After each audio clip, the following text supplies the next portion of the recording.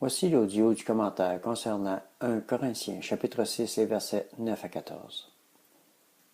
Ne savez-vous pas que les injustes n'hériteront pas le royaume de Dieu? Ne vous y trompez pas, ni les débauchés, ni les idolâtres, ni les adultères, ni les dépravés, ni les homosexuels, ni les voleurs, ni les cupides, ni les ivrognes, ni les insulteurs, ni les accapareurs n'hériteront le royaume de Dieu. Et c'est là que vous étiez, quelques-uns d'entre vous, mais vous avez été lavés, mais vous avez été sanctifiés, mais vous avez été justifiés au nom du Seigneur Jésus-Christ et par l'Esprit de notre Dieu. Tout m'est permis, mais tout n'est pas utile. Tout m'est permis, mais je ne me laisserai pas asservir par quoi que ce soit. Les aliments sont pour le ventre, et le ventre pour les aliments. Et Dieu détruira l'un comme les autres.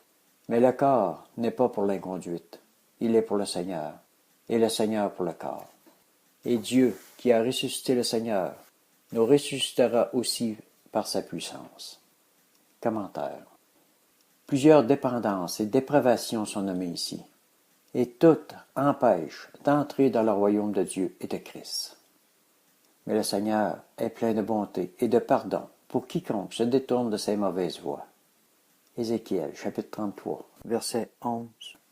Dis-leur, je suis vivant, oracle du Seigneur l'Éternel. Ce que je désire, ce n'est pas que le méchant meure, c'est qu'il change de conduite et qu'il vive. Revenez, revenez de vos mauvaises voies. Pourquoi devriez-vous mourir, maison d'Israël? Dans ce passage, le Seigneur parle à son peuple. Encore aujourd'hui, le Seigneur parle à ses enfants et leur dit, revenez et repentez-vous de vos mauvais penchants. Colossiens, chapitre 3, verset 5. Faites donc mourir votre nature terrestre, l'inconduite, l'impureté, les passions, les mauvais désirs et la cupidité, qui est une idolâtrie. Pourquoi prendre le risque et jouer ton salut?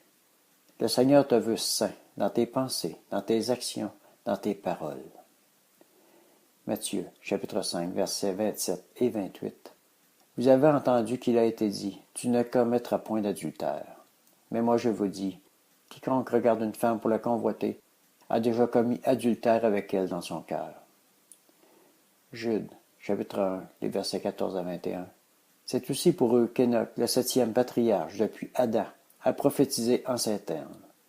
Voici que le Seigneur est venu avec ses saintes myriades, pour exercer le jugement contre tous, et pour faire rendre compte à tous les impies de tous les actes d'impiété qu'ils ont commis, et de toutes les paroles dures qu'ont proférées contre lui les pécheurs impies.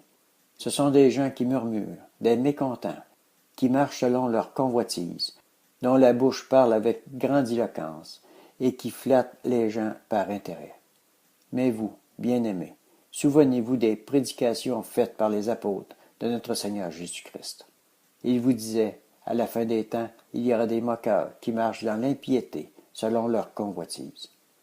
Les voilà, les fauteurs de division, les êtres charnels dépourvus de l'esprit.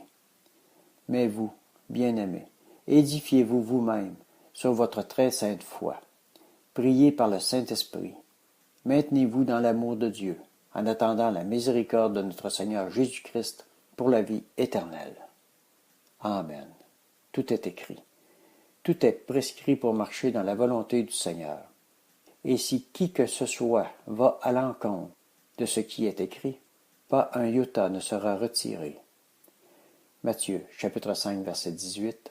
En vérité, je vous le dis, jusqu'à ce que le ciel et la terre passent, pas un seul iota, pas un seul trait de lettre de la loi ne passera, jusqu'à ce que tout soit arrivé. Pas de passe-droit pour ceux qui meurent dans leur convoitise, dans leur entêtement, dans leur manque d'amour et de pardon.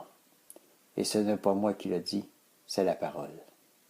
Matthieu, chapitre 7, versets 21 à 23. Quiconque me dit, Seigneur, Seigneur, n'entrera pas forcément dans le royaume des cieux, mais celui-là seul qui fait la volonté de mon Père qui est dans les cieux. Beaucoup me diront ce jour-là, Seigneur, Seigneur, n'est-ce pas en ton nom que nous avons prophétisé, en ton nom que nous avons chassé les démons, en ton nom que nous avons fait beaucoup de miracles? Alors je leur déclarerai, je ne vous ai jamais connus, retirez-vous de moi, vous qui commettez l'iniquité. Dans ces versets, ce sont des gens qui connaissent le Seigneur, car des gens qui ne connaissent pas le Seigneur ne prennent pas son nom pour chasser les démons et guérir les malades. Et surtout, ils ne prophétisent pas. Alors pense-y, mon frère, ma sœur, avant d'aller salir ton âme, car tu ne sais jamais l'heure de ton départ.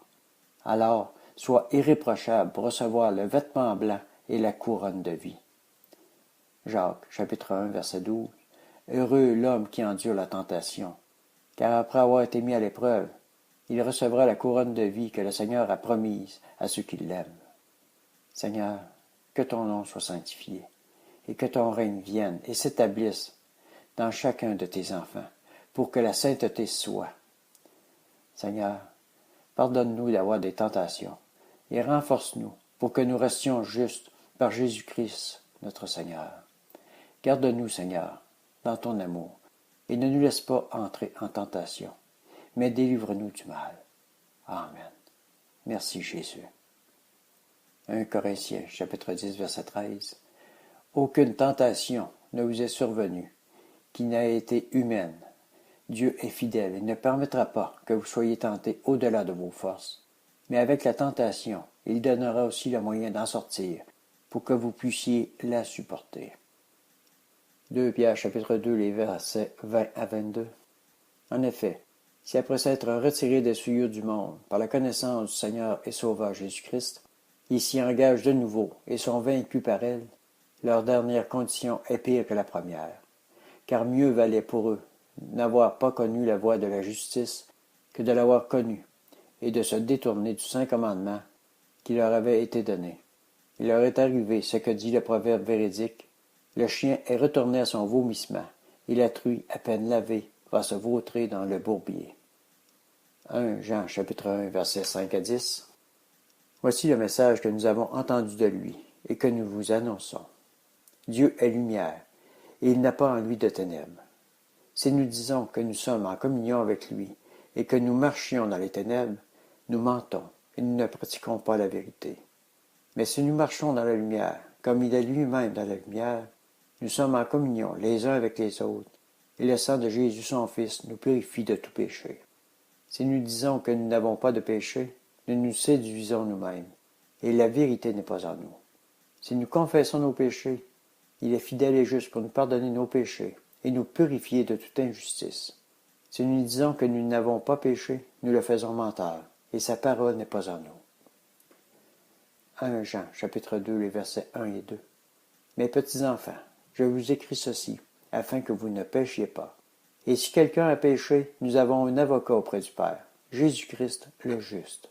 Il est lui-même victime expiatoire pour nos péchés, non seulement pour les nôtres, mais aussi pour ceux du monde entier.